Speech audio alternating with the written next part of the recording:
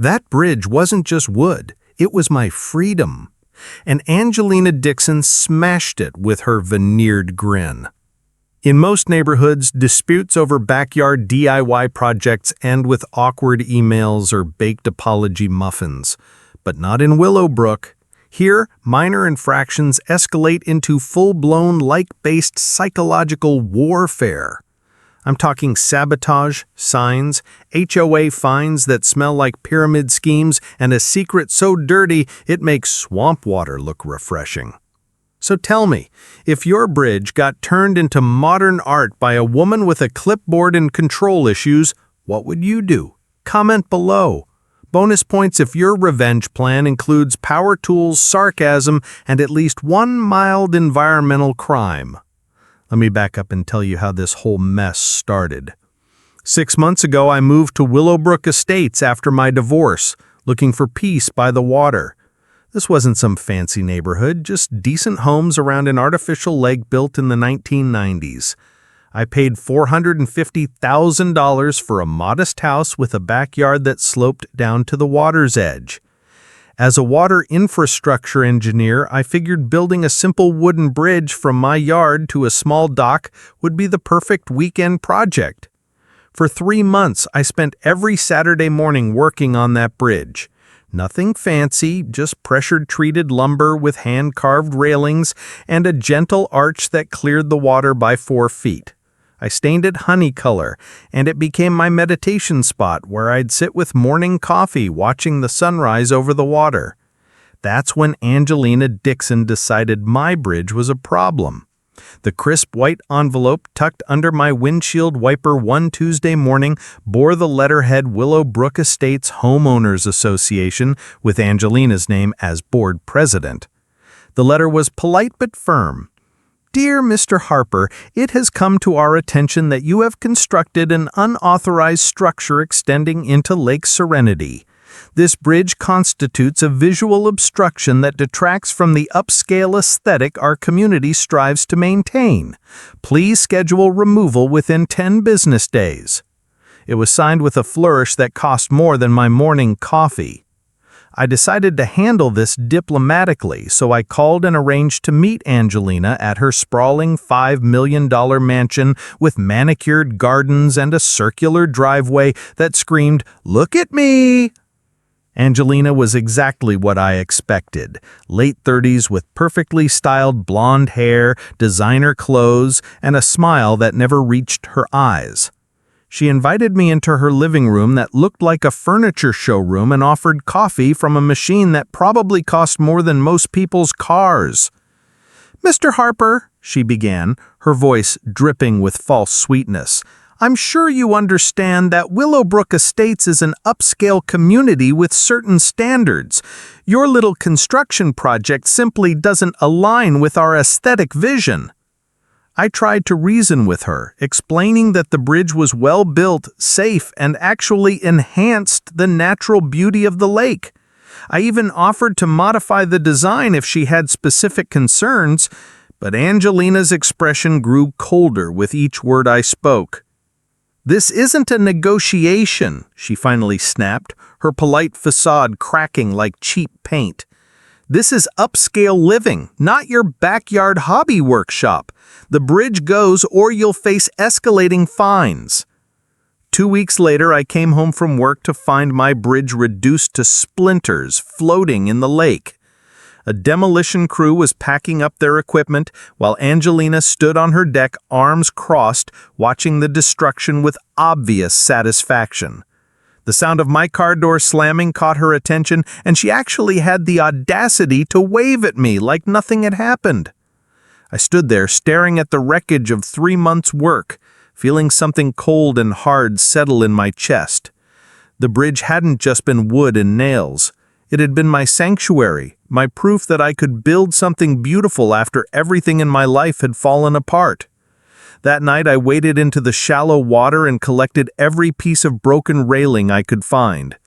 Using leftover lumber from my garage, I constructed a simple wooden sign reading, "This was mine," and planted it exactly where my bridge used to begin.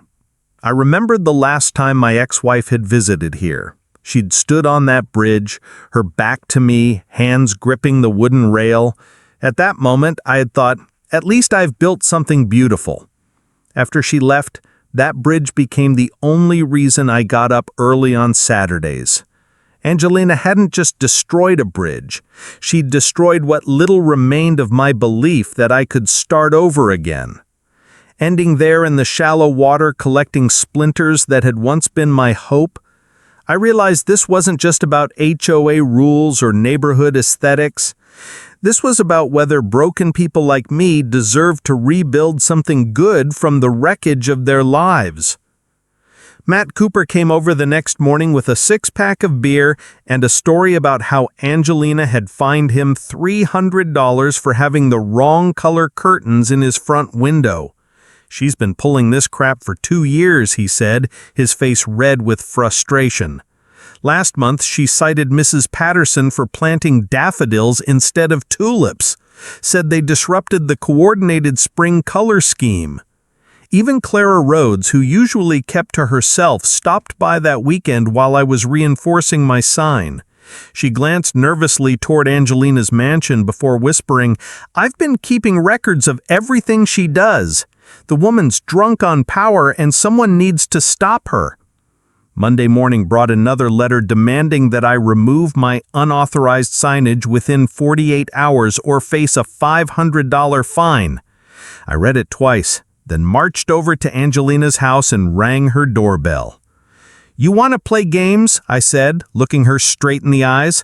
"Let's play games, but don't blame me when you don't like how this ends." The fine arrived exactly 48 hours later, delivered by a courier who looked embarrassed to be there. $3,000 for environmental contamination and unauthorized lake debris, the letter claimed, referring to the splinters from my demolished bridge that were apparently polluting the pristine waters of Lake Serenity. The legal language was deliberately intimidating, full of references to municipal codes and environmental regulations that sounded impressive but were complete nonsense. Angelina was clearly hoping to overwhelm me with bureaucratic intimidation, but what she didn't know was that I dealt with actual environmental compliance for years, and this wasn't it. Instead of paying the ridiculous fine, I decided to rebuild something from the wreckage. Using the salvaged wood and new hardware, I constructed a bigger, more visible sign that carried a message cutting right to the heart of what was happening. "My bridge lives." I planted it in the same spot, reinforced with concrete and positioned so it was clearly visible from Angelina's deck. Matt Cooper came over while I was installing the sign, carrying a wrench set and wearing the biggest grin I'd seen in weeks. "He knows she's gonna hate this," he said, gesturing toward Angelina's house where we could see her silhouette pacing behind her living room windows. "Good," I replied, tightening the last bolt. "She hated my bridge too." Matt then told me something that made my jaw drop. Angelina had fined him $800 the previous month for having aesthetically inappropriate curtains. Apparently, the HOA had quietly approved a window treatment guideline specifying acceptable colors and styles, all without consulting homeowners. The next evening, I discovered how far Angelina was willing to go to maintain her iron grip. She'd sent an email to every resident with a subject line, "Protecting our 5-star lifestyle from rebels." The message was a masterpiece of manipulation, painting me as a dangerous radical, deliberately damaging property values and threatening the community's carefully cultivated reputation. Reading that email in my kitchen with my hands literally shaking from anger, I realized Angelina wasn't just controlling, she was genuinely dangerous. She was willing to lie, manipulate, and destroy reputations to maintain power. But her email also revealed something interesting. She was clearly worried about my influence on other residents. That night I walked around the lake and noticed several neighbors avoiding eye contact or hurrying inside when they saw me coming. Angelina's poison pen was working, isolating me from potential allies. But isolation gave me time to think. and thinking led to interesting discoveries. I spent the next few days in the local planning office pulling records on Lake Serenity and the surrounding development.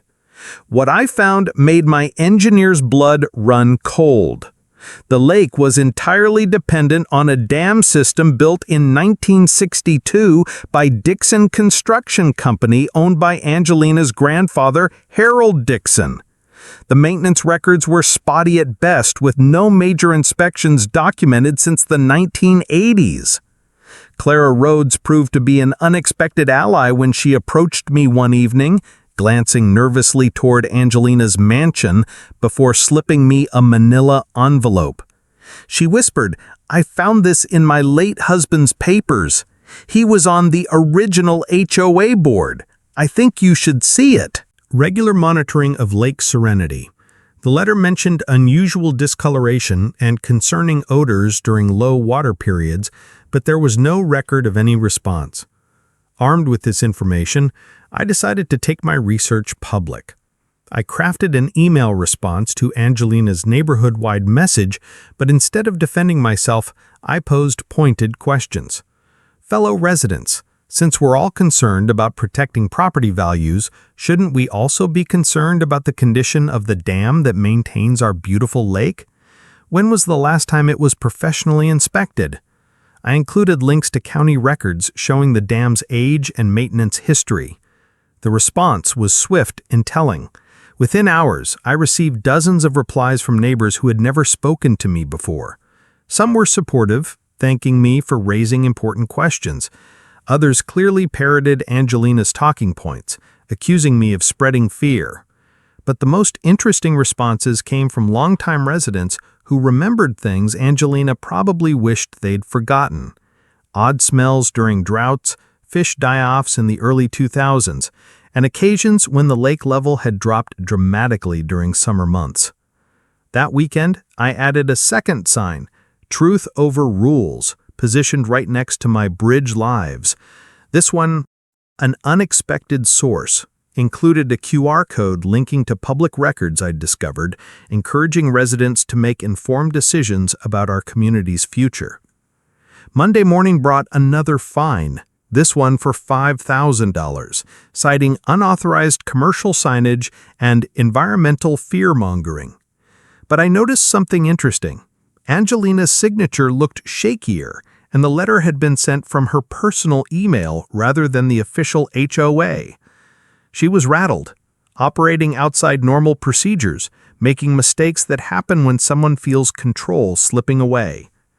The breakthrough came from an unexpected source, my former colleague Jake Morrison, who worked for the State Environmental Protection Agency. When I casually mentioned Lake Serenity during a phone conversation, Jake's voice immediately changed. "Zane, please tell me you're not living on that lake," he said, and the concern in his voice made my stomach drop. Apparently, Lake Serenity had been on the state's watch list for potential environmental issues since the early 2000s, but political pressure and budget constraints had prevented serious investigation. Jake couldn't give me official documents, but he could point me toward public records that painted a disturbing picture. The next morning brought an anonymous manila envelope in my mailbox. No postmark, no return address, just thick documents that someone had clearly photocopied in a hurry. I ripped open the sealed envelope, my hands sticking to the dusty old paper. The first page looked like something rescued from a fire. Faded lines and smudged ink. It showed ammonia levels spiking way past safe limits. The next page stopped me cold. A sketch of the dam with one red circle and a scrawled warning in shaky handwriting. If this section cracks, the lake empties in 3 hours. Then came a pile of HOA documents, everyone signed by Angelina.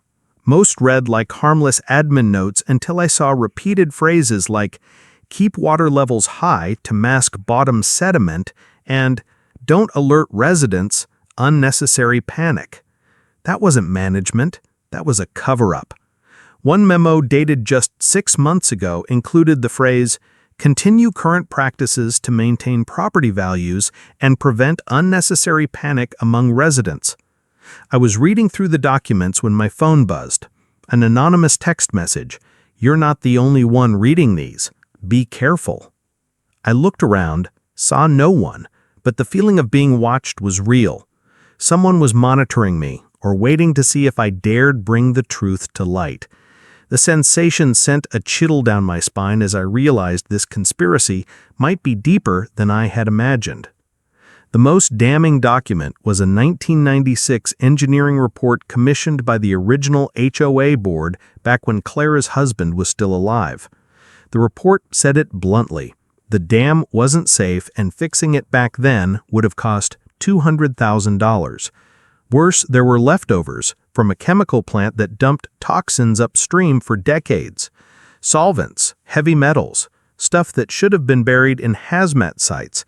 Instead, it settled into the lake bottom like poison, waiting for a crack.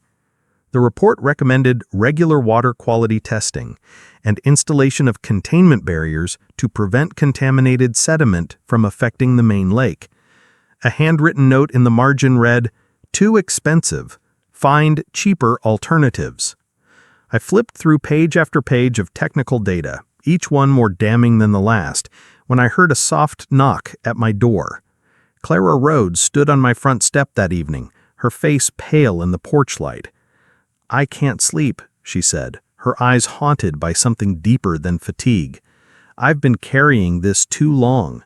Her hands trembled as she handed me another manila envelope, thicker than the first. When I asked, "How long have you known?" Clara sighed deeply, her shoulders sagging under invisible weight. "That year, my husband cast the only vote to repair the dam. Angelina was just a child then, but her grandfather, he said he'd handle everything cheaper. He promised." My husband never forgave himself for not fighting harder. He spent the rest of his life documenting what they were hiding, hoping someone would eventually have the courage to expose it. Her voice cracked as she continued. "I should have spoken up years ago, but I was afraid. Afraid of lawsuits, afraid of losing our home, afraid of what people would think. Now I'm more afraid of what happens if I stay silent." According to Clara, they painted over cracks, dumped chemicals to hide the smell, and kept the lake full so no one would see what's underneath. Clara said, "That's not maintenance, it's makeup on a corpse." The HOA had essentially been running a 30-year cover-up operation, with each successive board choosing to kick the can down the road rather than face financial and legal consequences. Armed with this understanding, I contacted Jennifer Walsh, a reporter for the regional newspaper who specialized in environmental issues. Jennifer was sharp, experienced, and immediately interested when I started describing the situation. "Environmental cover-ups in wealthy communities are unfortunately common," she told me, taking notes as I outlined everything I'd discovered. "The wealthy residents don't want to acknowledge problems that might affect property values, and local officials often look the other way to avoid conflict." Jennifer agreed to investigate, but warned me that it would take time to verify documents and conduct proper research. "People like your HOA president don't go down quietly," she warned. "They usually get more desperate and dangerous before they give up." That evening, I decided to add another sign to my growing collection. This one was simpler, but more direct. "Beautiful lake, broken dam." I positioned it where it would be visible to anyone driving into the neighborhood, hoping to plant seeds of doubt that might encourage other residents to start asking questions. The sign was barely in the ground for an hour before my phone started ringing. The first call was from Matt Cooper, laughing and congratulating me on really stirring the pot. The second was from a woman's voice asking pointed questions about water quality and property insurance that suggested the message was already spreading. But the third call was from Angelina herself, and the fury in her voice was unlike anything I'd heard before. "You have no idea what you're playing with," she hissed. "That lake represents $50 million in property values, and I will not let some bitter divorced loser destroy what generations of families have built here. Remove that sign, stop spreading lies, and maybe I'll consider reducing your fines. Keep pushing and I will make sure you lose everything you have left." The call ended with a click that sounded like a gunshot. At night, as I walked around the lake, I noticed something I'd never seen before. A small group of 3 people stood on the OSHA's deck, whispering among themselves. When I passed by, they stopped talking, their eyes avoiding mine. But as I approached Cooper's house, an elderly woman I'd never met waved me over. "They won't say it publicly," she whispered, glancing around nervously. "But a lot of people have noticed strange things about this lake for years. You're not crazy. They're just scared of the HOA." Her words hit me like a revelation. I wasn't as alone as Angelina wanted me to believe. There was an undercurrent of doubt, a network of whispered concerns that had been suppressed by fear and social pressure. The community wasn't as unified behind Angelina as her public support suggested. People were watching, questioning, waiting for someone brave enough to voice what they'd all been thinking. Later that night, I stood by the lake with a flashlight, looking at the dam structure for the first time with truly informed eyes. What I had previously seen as a charming stone barrier now looked ominous and unstable, with visible cracks and water seepage that no amount of cosmetic repair could hide. The water itself seemed different too, darker, with an oily sheen that I had always attributed to natural algae, but now suspected might be something more sinister. The next morning brought news that made everything more urgent. Jennifer Walsh called to tell me that her preliminary research had uncovered evidence of at least 3 previous HOA boards considering repairing the dam in attempts by residents to raise concerns about the lake, all quietly suppressed by the HOA board. More troubling, she'd found records suggesting that the state environmental agency had tried to schedule inspections twice in the past 5 years, only to be told by HOA representatives that access was restricted due to ongoing legal issues. Angelina hadn't just been covering up problems, she'd been actively obstructing official investigations. That afternoon, I made a decision that would change everything. I called Jake Morrison back and formally requested that the State Environmental Agency conduct an emergency assessment of Lake Serenity. The state's response was faster than I'd expected and more thorough than Angelina could have imagined. Within 48 hours of my formal complaint, 2 environmental engineers arrived with testing equipment that looked like something from a science fiction movie. They spent 3 days taking water samples, soil samples, and structural measurements of the dam, all while Angelina paced around her deck like a caged tiger, clearly unable to stop them, but desperately wanting to interfere. Dr. Catherine Morris, the lead investigator, stopped by my house on their final day to give me an unofficial heads up. "Mr. Harper, I can't give you details about our official report, but I can tell you that residents of this community need to be aware that there are some serious issues here. The dam isn't in immediate danger of catastrophic failure, but it's not in good shape either, and the water quality issues are concerning." That night, I made a decision that would either vindicate everything I'd been fighting for or land me in legal trouble for the rest of my life. Before I could act on my plan, however, the community's underground concerns began surfacing in unexpected ways. The next evening, I encountered a group of neighbors gathered around the Patterson mailbox, their voices low but their gestures animated. "Who gave her the authority to fine $300 for curtains?" one man asked, his voice tight with frustration. "A few years ago, I replaced my garage door, and she sent a warning letter because the gray wasn't sufficiently upscale." A woman nearby laughed bitterly. "Last time, Mrs. Patterson planted jasmine instead of tulips. Angelina sent an email accusing her of disrupting the spring color scheme." The group burst into nervous laughter, but then fell silent. No one wanted to be the next to speak. No one dared mention the lake, though everyone was thinking about it. I watched from a distance as they dispersed, each neighbor glancing toward Angelina's mansion before hurrying home. The fear was palpable, but so was the growing resentment. I'd spent enough time studying the dam structure to understand how it worked and, more importantly, how it could be controlled. The lake's water level was maintained by a combination of natural inflow and a manually operated spillway gate that could be opened to release excess water downstream.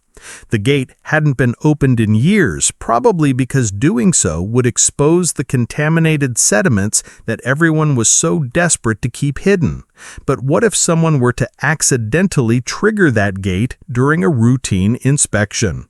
Matt Cooper proved to be the perfect accomplice, partly because he was genuinely concerned about environmental issues, but mostly because he'd reached his breaking point with Angelina's tyrannical behavior.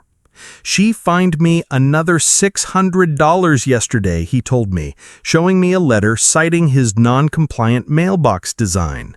Apparently, Angelina had decided that standard suburban mailboxes were aesthetically inferior and was requiring everyone to upgrade to expensive designer models. Our plan was elegantly simple. Matt would create a distraction on the opposite side of the lake while I accessed the spillway controls. The distraction came in the form of a maintenance emergency involving his boat engine, complete with lots of noise, smoke, and calls for help that would naturally draw Angelina's attention. While she was busy monitoring the situation from her deck, I'd slip down to the dam structure and manually open the spillway gate just enough to begin lowering the lake's water level. We executed our plan on a Wednesday evening just after sunset, when the natural lighting would make it harder for anyone to see exactly what was happening. Matt's performance was worthy of an Academy Award. His boat engine really did start smoking, and his calls for help sounded genuinely panicked. I could see Angelina on her deck with binoculars, clearly focused on the drama unfolding across the lake. That gave me the cover I needed to reach the spillway controls, which were protected by nothing more than a rusted padlock that my bolt cutters handled easily. The gate mechanism was old but functional, and within minutes I had water flowing downstream at a rate that would gradually lower the lake level over the following days. The initial results were subtle but unmistakable. By Thursday morning, the lake level had dropped about 6 inches, not enough to alarm casual observers, but sufficient to expose the first hints of what lay beneath. The shoreline that had always been pristine sand and small stones now showed patches of dark, oily sediment that smelled like industrial chemicals. More telling were the reactions of the longtime residents. I noticed several neighbors standing at their docks looking confused and concerned, clearly recognizing that something was different, but not quite sure what. Angelina's response was swift and predictable. By Thursday afternoon, every resident had received an emergency email explaining that the lake was experiencing temporary water level fluctuations due to seasonal drainage patterns and recent rainfall variations. The email assured everyone that this was completely normal and that water levels would return to optimal heights within a few days through routine maintenance procedures. It was masterful misdirection, designed to prevent panic while buying time for damage control. Friday brought a development I hadn't anticipated. Several residents started taking pictures and videos of the exposed sediments, sharing them with each other and asking questions that Angelina couldn't easily dismiss. Mrs. Patterson called me directly to ask if I knew anything about that awful smell coming from the lake. When I suggested she might want to contact environmental authorities to report her concerns, she was immediately interested. "I've been wondering about that smell for years," she said. "My late husband always claimed there was something wrong with this lake, but everyone told him he was imagining things." The weekend brought the breakthrough I'd been hoping for. The lake level had dropped enough to expose large sections of contaminated sediment along the entire shoreline.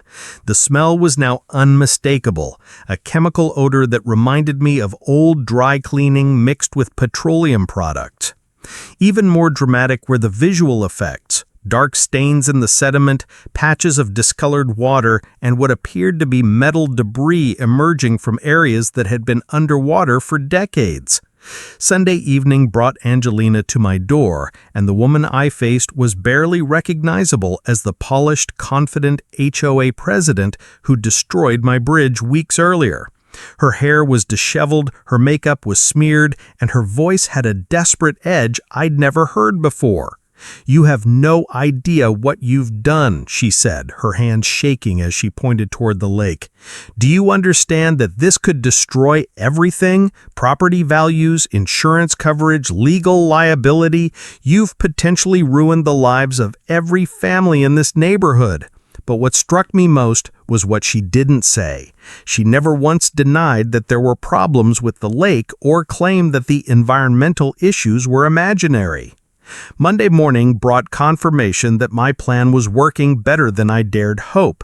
Jennifer Walsh called to tell me that her newspaper had received dozens of Willowbrook Estates residents reporting environmental concerns about Lake Serenity. "This story is writing itself," she said with obvious excitement. "I've got residents sending me pictures, environmental test results from the state, and a paper trail of HOA cover-ups going back 30 years. Monday morning shattered any illusion that Angelina would go quietly into defeat. She'd clearly spent the weekend plotting her counterattack, because at precisely 9 a.m., every resident received an emergency notification about a community crisis live stream scheduled for that evening. The message was pure Angelina. Dramatic, authoritative, and designed to position her as the responsible leader dealing with a crisis created by others. Fellow residents, our beautiful community faces an unprecedented attack on our property values and quality of life. Join me tonight as I expose the truth about the sabotage threatening our homes and families. The word sabotage was clearly aimed at me, and I knew she was about to try something desperate. The live stream setup on Angelina's deck was impressive. Professional lighting, multiple camera angles, and what looked like a prepared presentation, complete with charts and graphs. She even hired a videographer, suggesting this wasn't just damage control, but a calculated media strategy designed to reshape the narrative entirely. What followed was a masterclass in manipulation and misdirection. Angelina appeared wearing a conservative business suit, her hair perfectly styled, projecting the image of a competent leader under pressure. She began with a detailed explanation of the lake's minor seasonal variations and routine maintenance challenges, using technical language and official-sounding reports to create an impression of expertise and transparency. For the first 10 minutes, she almost sounded convinced. "Ladies and gentlemen," Angeline declared, her voice rising with righteous indignation, "I want you to look at your property tax assessments, your insurance premiums, and your home values. Then ask yourselves, why would someone deliberately damage the environmental features that make our community so valuable? The answer is simple: revenge. Revenge by someone who refuses to accept that communities have standards, rules, and expectations for behavior." The live stream's comment section told a different story than the one Angelina was trying to sell. While some residents were clearly buying her narrative, others were asking pointed questions about the smell, the water quality, and the timeline of when problems had first been noticed. Mrs. Patterson's comment was particularly devastating. "I've lived here for 15 years, and these problems existed long before Mr. Harper built his bridge. My late husband complained about strange odors in 2012, and we were told to stop spreading rumors." Other longtime residents began sharing similar experiences, creating a real-time fact-checking session that Angelina couldn't control or delete. By Tuesday morning, the environmental engineers were back, this time with a full investigation team and equipment that suggested serious federal involvement. Dr. Morris stopped by my house again, this time with a warning that made my blood run cold. "Mr. Harper, what we're dealing with here is potentially much worse than we initially thought. The contamination appears to extend beyond the lake itself into the groundwater system. We're talking about potential health impacts for thousands of people over several decades." Wednesday brought the news story that I'd been both hoping for and dreading. Jennifer Walsh's article appeared on the front page of the regional newspaper with the headline, "Decades of Environmental Cover-Up Exposed at Luxury Lake Community." The article was thorough, well-researched, and devastating in its implications. She'd managed to interview former HOA board members, review 30 years of maintenance records, and connect the dots between the original contamination, the inadequate cleanup, and the ongoing cover-up that had persisted through multiple board administrations. Angelina was prominently featured, both as the current president who had perpetuated the deception and as the granddaughter of the original contractor who had failed to address the problems. The article's publication triggered an immediate crisis that was visible from my kitchen window. Television news trucks began arriving before noon, setting up cameras and interviewing residents who ranged from shocked to furious to terrified. Thursday brought Angelina's second live stream, and this time the polished confidence was completely gone. She appeared haggard, defensive, and increasingly desperate as she tried to blame everyone except herself for the crisis. This situation has been deliberately exaggerated by environmental extremists and a vindictive individual who wanted to destroy our community rather than follow reasonable rules, she declared, her voice shaking with emotion. The so-called contamination is minor, manageable, and poses no immediate threat to anyone. What poses a threat is the panic and property damage being caused by irresponsible reporting and deliberate fear-mongering. But the real drama came when Clara Rhodes called into the live stream, her voice clear and determined as she contradicted everything Angelina was saying. "I have documents proving that this HOA has known about serious environmental problems for over 20 years, Clara announced, ignoring Angelina's attempts to cut her off. "My late husband tried to force proper repairs in the 1990s, and he was voted down by a board that included Harold Dixon, Angelina's grandfather." Friday morning brought the final piece of evidence I needed to understand the full scope of what had been happening. An anonymous envelope appeared in my mailbox containing photocopies of insurance claims dating back to 2008, all related to unexplained property damage that had been quietly settled without investigation. The claims painted a picture of systematic damage control, mysterious water damage in basements near the lake, landscaping problems that required expensive soil replacement, and even health issues among pets that had been resolved through confidential veterinary settlements. The HOA hadn't just been covering up environmental problems, they'd been paying to conceal the evidence of harm those problems were causing. That afternoon, I made a decision that felt both inevitable and terrifying. I walked down to the spillway controls and opened the gate completely, allowing the water level to drain at its maximum rate. Within hours, the water level dropped dramatically, exposing decades of contaminated sediment, buried debris, and industrial waste that no amount of denial could explain away. Sunday morning brought a sight that no amount of preparation could have made less shocking.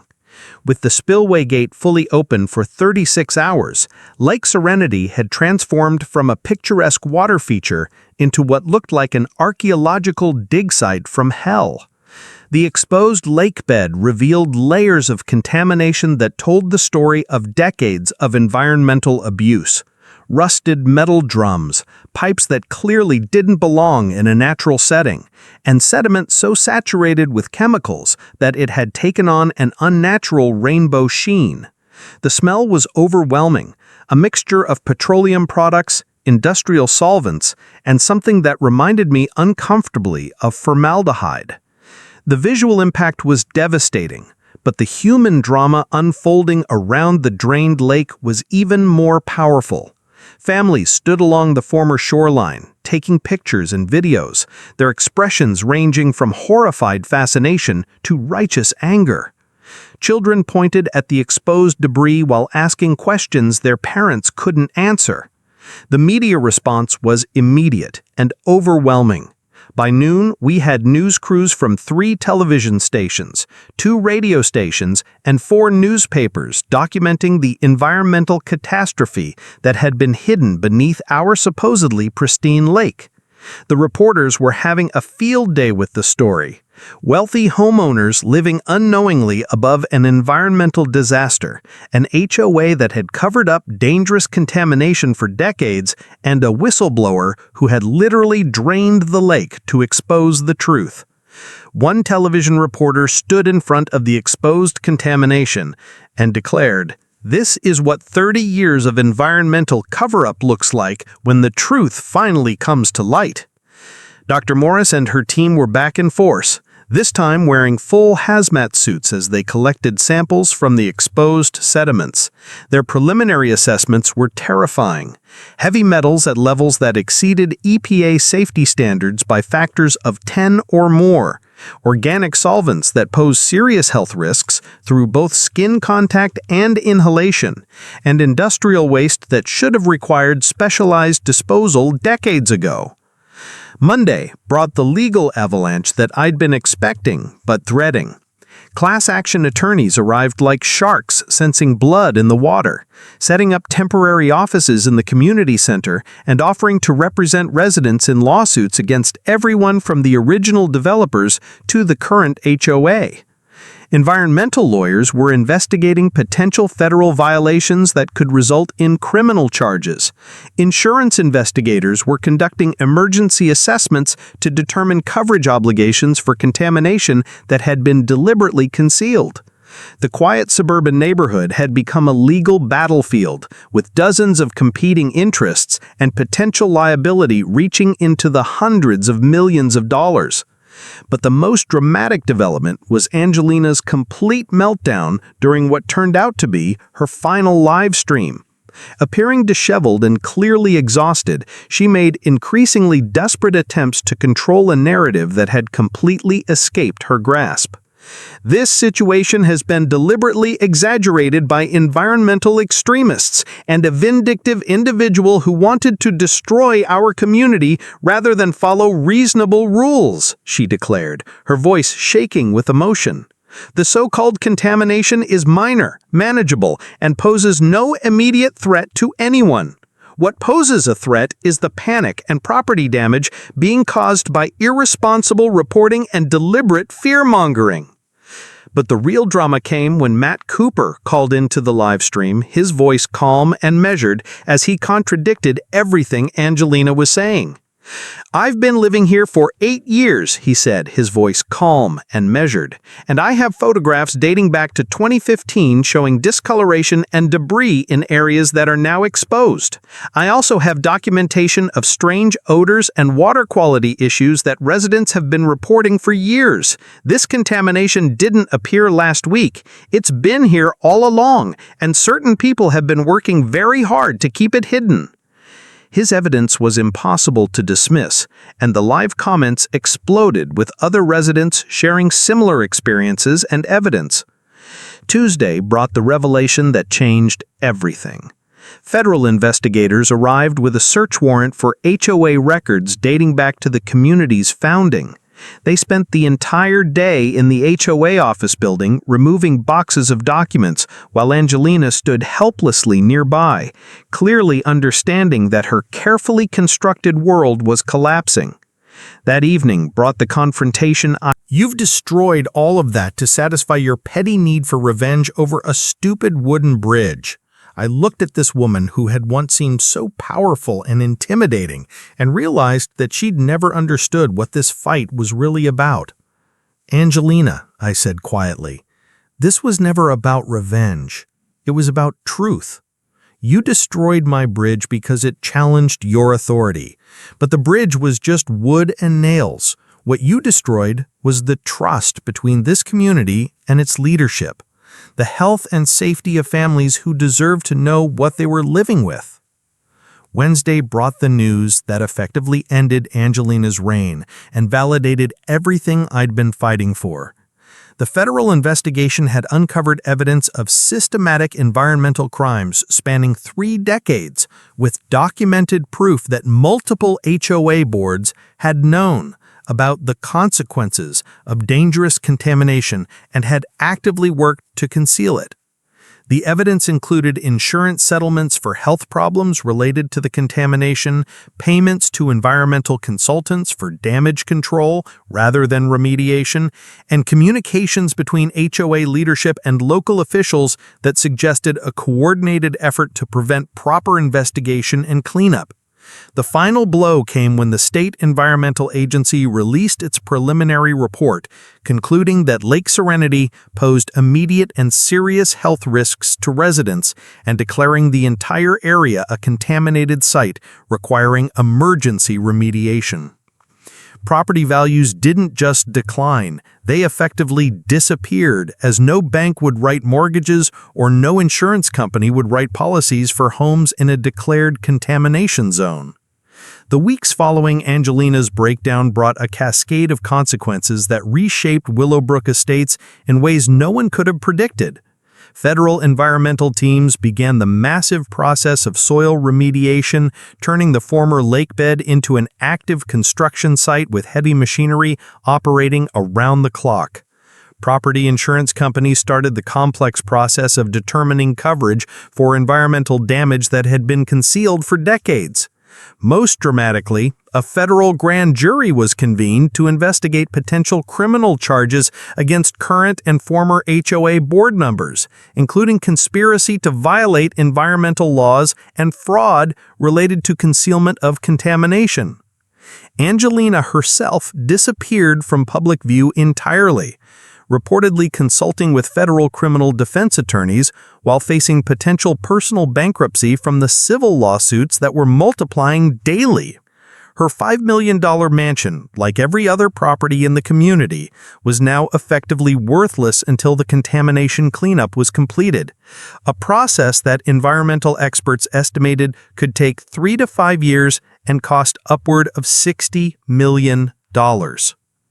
But not everything that emerged from the crisis was negative. The community that had been divided by Angelina's authoritarian leadership began coming together in unexpected ways, united by shared challenges and a common goal of rebuilding something better from the ruins of what they'd lost. Neighbors who had barely spoken before were now coordinating legal strategies, sharing resources, and supporting each other through the complicated process of dealing with contaminated property and uncertain futures. Clara Rhodes emerged as an unlikely leader in this new community dynamic. Her courage in preserving and revealing crucial documents having earned her the respect and trust that Angelina had demanded but never truly received. Matt Cooper proved to be another crucial figure in the recovery process, using his mechanical expertise to help residents deal with the practical challenges of living in a contamination zone. The legal resolution came faster than anyone expected, partly because the evidence was so overwhelming, and partly because federal prosecutors wanted to send a clear message about environmental crimes in wealthy communities. Angelina ultimately pled guilty to federal charges of conspiracy to violate environmental protection laws and fraud related to concealment of contamination, receiving a sentence of 18 months in federal prison and personal liability for $5 million in restitution. 3 former HOA board members also received federal convictions, though with lighter sentences in exchange for their cooperation with the ongoing investigation. But the most dramatic moment in the entire crisis came when Angelina made one last desperate attempt to shift blame and avoid accountability. 3 days before her scheduled sentencing, she was arrested while attempting to physically damage the spillway controls that I had used to drain the lake. Security cameras captured her trying to break the gate mechanism with a sledgehammer, apparently hoping to create flooding that would refill the lake and obscure the contamination evident.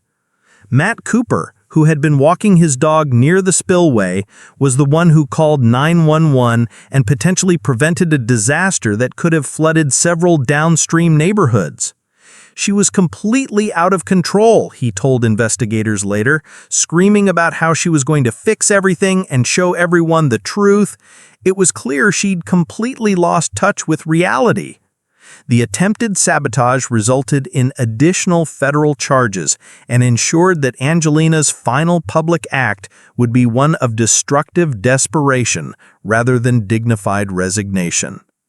6 months after the lake was drained, I stood in the same spot where my wooden bridge had once connected my yard to the water, but now looking out over a carefully managed environmental cleanup operation. The contaminated sediments were being professionally removed and processed. The underlying soil was being treated with advanced remediation techniques, and environmental engineers were designing a new water system that would be safe, sustainable, and properly monitored.